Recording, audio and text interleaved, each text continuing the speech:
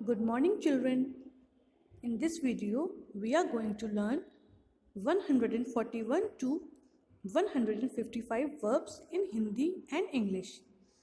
तो चलिए हम स्टार्ट करते हैं वीडियो को. वर्ब्स को लर्न करेंगे हिंदी और English with their spellings. The first set of verbs that we are going to learn is revise, दोहराना, राइड, सवारी करना, राइज, उठना, रो, नाव चलाना, रन, दौड़ना. Once again, let us repeat all the verbs. Revise, दोहराना, ride, सवारी करना, rise, उठना, रो, नाव चलाना, and run, दौड़ना. अब हम इनकी स्पेलिंग्स के साथ इनके मतलब को समझते हैं. REVISE, revise. रिवाइज मतलब क्या होता है? दोहराना.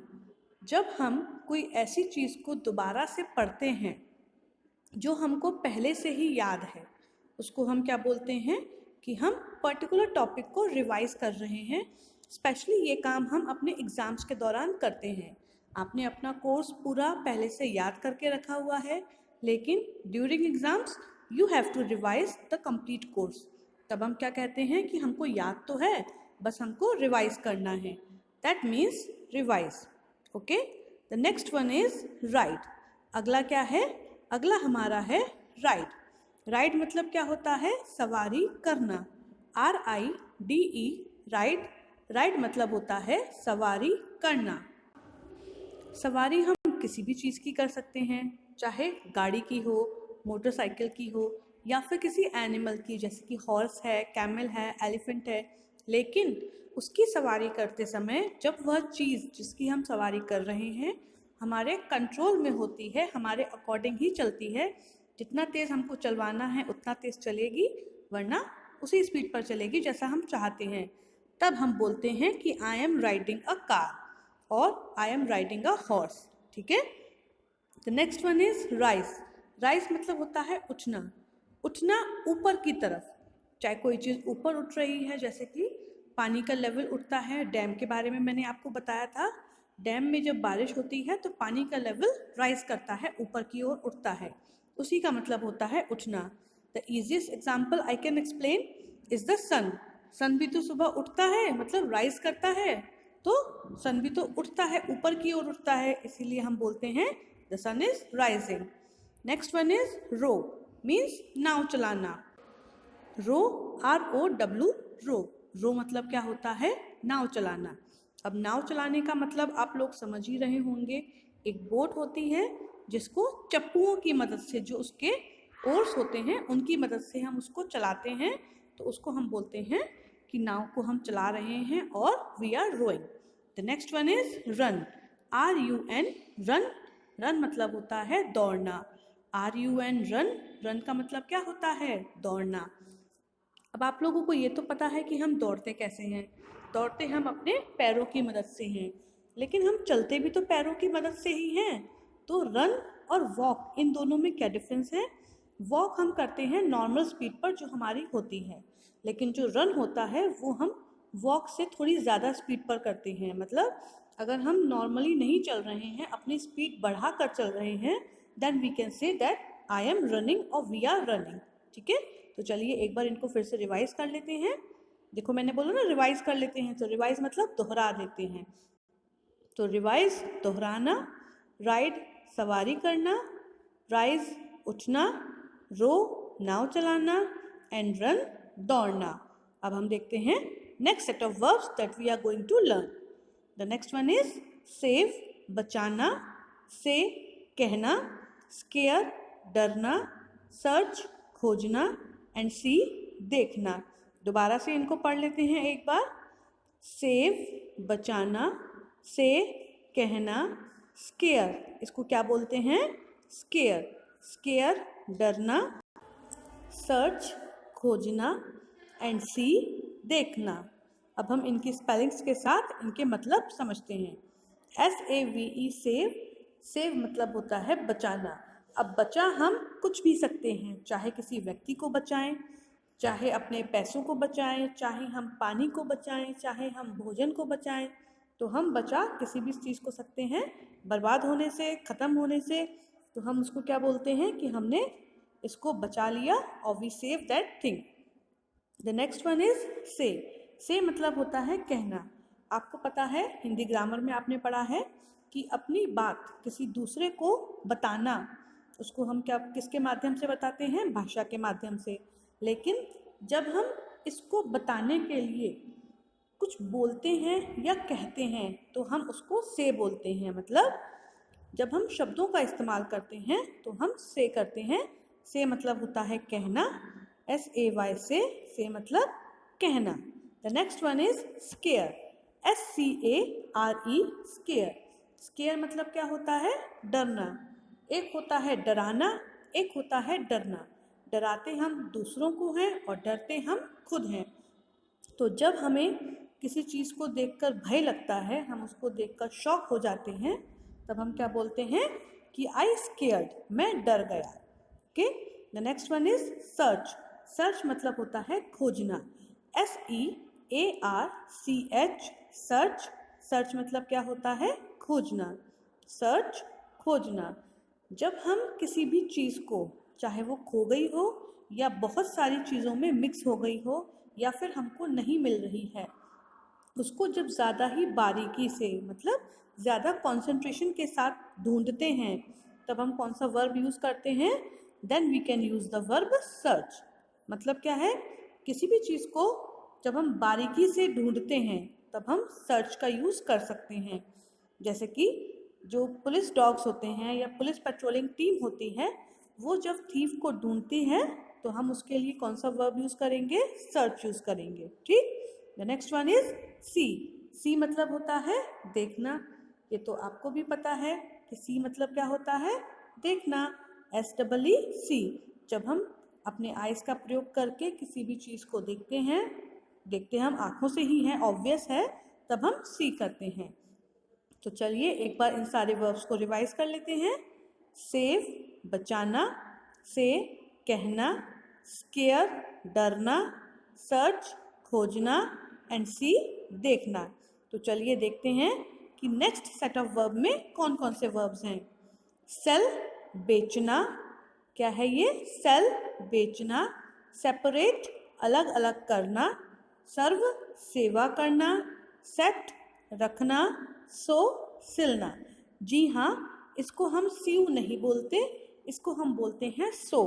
कैसे लिखते हैं? हिंदी में लिखते हैं ना सो, सोने वाला सो, तो हम इसको सो ही बोलते हैं। सो मतलब सिलना। सो मतलब क्या होता है? सो मतलब होता है सिलना। तो चलिए अब हम इनके स्पेलिंग्स के साथ इनके मतलब को भी समझ लेते हैं। सेल मतलब बेचना, SELL सेल। आपके पास कोई चीज़ है और आप उसके मालिक हैं, लेकिन आपने वो चीज़ किसी दूसरे को दे दी और उस दूसरे व्यक्ति ने आपको कुछ पैसे दिए और फिर जो चीज़ आपने उसको दी है वह उसका मालिक बन गया।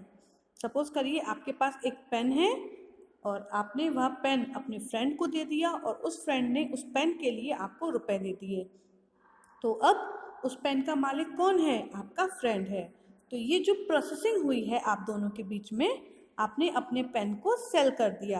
क्या कर दिया? बेच दिया। वो पेन आपके पास से गया, आपका उस पर मालिकाना जो हक था वो ख़त्म हो गया। तो इसको हम बोलते हैं सेल, मतलब बेचना। The next one is separate, अलग अलग करना, SEPARATE। स्पेलिंग को ध्यान से सुनिएगा, SEPARATE सेपरेट। सेपरेट मतलब क्या होता है? अलग अलग करना। अब अलग अलग हम कुछ भी चीज़ों को कर सकते हैं। सपोज करिए आपके पेंसिल्स और पेन्स सब मिक्स हो गए, तो मम्मी क्या बोलती हैं गुस्से में? इन पेंसिल और पेन को अलग अलग करो, separate these pencils and pains. तो मतलब क्या है? मिक्स, जो आपके पास मिक्स आइटम थे पेन और पेंसिल, उसमें से आपको उन दोनों चीज़ों को अलग अलग करना है, सेपरेट करना है। और आप स्कूल आते हैं तो आपके टीचर आपसे बोलती हैं जो बच्चे प्रॉपर यूनिफॉर्म में नहीं हैं वो बाकी बच्चों से सेपरेट हो जाएं, अलग अलग हो जाएं, उनको हम अलग अलग कर देते हैं ताकि जो प्रॉपर यूनिफॉर्म में नहीं हैं उनसे बात कर सकें कि वो प्रॉपर यूनिफॉर्म में क्यों नहीं हैं। तो we separate them and we talk to them. This is called separate, अलग अलग करना। नाउ सर्व। सर्व मीन्स क्या होता है? सेवा करना। अब सर्व हम सेवा करना तो बोल सकते हैं, अब सेवा करना हम अपने जो ओल्ड लोग होते हैं, एजेड लोग होते हैं, उनकी भी सेवा करते हैं बाय हेल्पिंग देम। या फिर हम सर्व उसको भी बोल सकते हैं जो हम फूड और ड्रिंक्स के साथ करते हैं। हमारे घर पर कोई गेस्ट आया, उसको हमने ड्रिंक्स सर्व करी, कोल्ड ड्रिंक सर्व करी, tea coffee what ever he wants और दे वॉन्ट। साथ में हम उनको फूड सर्व करते हैं, तो हम घर पर भी खाना सर्व करते हैं। और जो वेटर्स होते हैं वो होटल्स और रेस्टोरेंट्स में भी अपना हम लोगों के लिए खाना लेके आते हैं। हम ऑर्डर करते हैं कि हमें एक बोल चाउमीन ला दो या एक प्लेट डोसा ला दो, छोले भटूरे ला दो, और फिर वो हमारा ऑर्डर लेके जाते हैं और हमको खाना लेकर आते हैं। तो इसका मतलब क्या है? They are serving us the food, वे हम लोगों को खाना सर्व कर रहे हैं। तो सर्व मतलब किसी प्रकार की सेवा भी हो सकती है, देश की सेवा भी हो सकती है, फूड और ड्रिंक दूसरों को देने के लिए भी हम सर्व का ही यूज़ कर सकते हैं। सेट, सेट मतलब क्या होता है? रखना। अब रखना जस्ट नॉर्मली रखना नहीं होता, सेट का मतलब होता है किसी पर्टिकुलर स्पेसिफाइड प्लेस पर किसी चीज़ को रखना। जैसे कि फॉर एग्जांपल अगर हम समझाना चाहें, आपके घर पर कुछ गेस्ट आए और मम्मी आपसे बोलती हैं कि डाइनिंग टेबल सजा दो। तो डाइनिंग टेबल सजाने का मतलब क्या है? प्लेट्स की जगह पर आप प्लेट्स रखेंगे, स्पून्स एंड फोक्स की जगह पर आप वो आइटम रखेंगे, ग्लासेस को प्रॉपर प्लेसेस पर रखेंगे। तो जब आप ये सब चीज़ें कर देंगे, ये सारा काम आप जब कर देंगे, तो इसका मतलब क्या है कि आपने टेबल को सेट कर दिया। जो उसकी प्लेट की स्पेसिफाइड जगह थी उस जगह पर आपने प्लेट रख दी, तो ग्लास की स्पेसिफाइड जगह पर आपने ग्लास रख दी। तो किसी भी चीज़ को उसकी स्पेसिफाइड जगह पर रखने को हम बोलते हैं सेट, मतलब कि रखना। And the last one is sew. Sew मतलब क्या होता है? सिलना। SEW, सो। ध्यान रखिएगा, इसको स्यू मत बोलिएगा, इसको हम क्या बोलते हैं? We call it so. क्या बोलते हैं इसको? सो। एक होता है SO वाला सो और एक होता है SEW वाला सो। तो सो मतलब क्या होता है? सिलना। जब हम कपड़ों के टुकड़ों को आपस में जोड़ देते हैं एक सुई और एक धागे की मदद से, ठीक है, ध्यान से सुनिएगा। जब हम कपड़ों के टुकड़ों को जोड़ते हैं एक सुई और धागे की मदद से, तब हम बोलते हैं कि हमने कपड़ों को सो कर दिया। और आप सुई से इसको स्यू मत समझिएगा, इसको हम क्या बोलेंगे? इसको हम बोलेंगे सो। तो चलिए एक बार हम सारे वर्ब्स को रिवाइज कर लेते हैं।